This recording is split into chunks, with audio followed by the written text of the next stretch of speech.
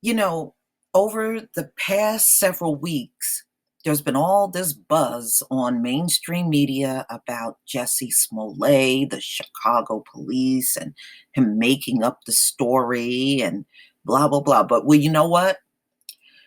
We got a story right here that came out April 2nd, 2019 in ebony.com. White woman admits to lying about black man attacking her. And ladies and gentlemen, this is historic. These stories can be traced back all throughout history. But I promise you, they're not going to drag this woman like they dragged Jesse Smollett. And what she did could have had a black man, an innocent black man, put behind bars, which many are, as we can see through exonerations. The black man is the most exonerated man in America. And that's because there's a high number of people hiding evidence, lying in the first place about a crime, and doing all sorts of things to get black men in prison in the first place. But the same mainstream media that is butthurt over Jesse Smollett won't do or say anything about these type of stories. And this sort of thing has been going on well beyond the time of Jesse Smollett even existing in the world. We have seen these stories over and over and over, and it never ends. Hell, we can see these stories every time they're on the streets using a cell phone to call the police when there is no crime. See, these folks will call the cops when there's absolutely nothing going on. And it is a big thing because you keep seeing it repeated over and over and over and over. And when you start seeing a multitude of people doing the same thing, it's taught behavior. This is what they are teaching their kids to do. You're not seeing all of this for no reason. And this woman is just one more to add to the pile. This is taught behavior, y'all. They are taught to come around black people and do these sort of things. All right, so police have called off a manhunt in Quincy, Massachusetts after a woman admitted to lying about being attacked by a black man.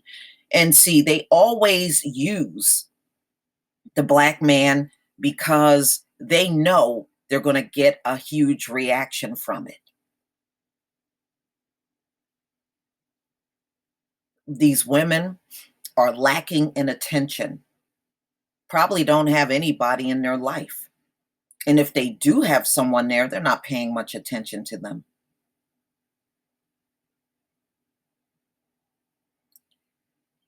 Let's get into this story, ladies and gentlemen. Police have called off a manhunt in Quincy, Massachusetts, after a woman has admitted to lying about being attacked by a black man. WHDH reported Monday that officers were on the hunt for a suspect who violently assaulted and robbed a woman at Russell Park. Now, what did this woman look like? If no black man violently attacked her, what did she do? Run herself into a wall? Bump her head into a car? What did she do? Did she injure herself? Because some of them do take it that far. Remember Ashley Todd? Okay, some of them do take it that far. They'll give themselves a black eye and punch themselves in the face to look like they got beat up. That's how far they will take it. So if this woman was violently assaulted, what did she look like when the police arrived? So she must have caused some injuries to herself. And we have seen that many times. Police say the woman had visible injury. See, she did that shit to herself. They want to get a black man in trouble so bad, they're willing to cause physical injury to themselves. You remember the woman that threw acid in her own face and said a black woman did it? You remember the police officer that claimed a black man shot her? I mean, the stories are endless, y'all. All right, so she showed some physical injuries when the police showed up and claims to have been thrown down on a dirt path behind the tennis courts and robbed of her sneakers, jacket, and money before the suspect fled on foot. So she went that far to take her shit off and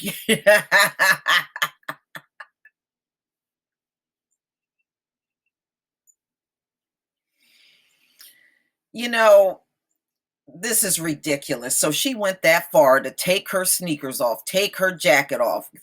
I guess no money was on her, injured herself, and then called the police and act all pitiful when they got there. This is how far this woman went to get a black man in jail. That shit ain't funny. I mean, I'm laughing because of everything she did to herself. But the fact that she could have put an innocent black man behind bars, that shit ain't funny at all. According to the Boston Herald, she described the suspect as a black male in his early 20s who was bald, clean shaven, and was wearing a black hoodie, blue jeans, and black shoes. So she described her stereotype to the police. That's what she did, trying to make him sound as dark and as menacing as possible.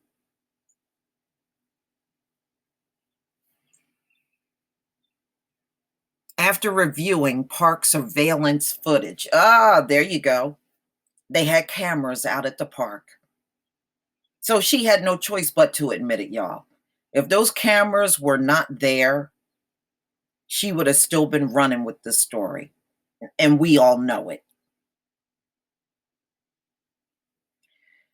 After reviewing park surveillance footage, the police re interviewed the woman who then confessed to making up the attack. The woman, whose name has yet to be revealed, was issued a summons for filing a false police report. She needs to be arrested because of what she could have potentially done to an innocent black man. Now, an assault like that and a robbery would have landed a black man in prison easy 20, 30 years. And because you know how this system is, they overcharge black people and undercharge white people in this society. And she's a white woman, and they are notorious for lying about rape and attacks and all kinds of things. But yet, she still maintains her credibility. That says a lot right there, ladies and gentlemen, in this shady ass society. All rigged up and everything. But please tell me what you think. You know as well as I do, if those cameras were not there capturing her lie, she would never have confessed to anything. She would have still insisted that she was attacked out in that park. And we all know it. Please leave your comment and subscribe. Don't forget to hit on the notification bell, and I'll see you on the next video. Peace, family.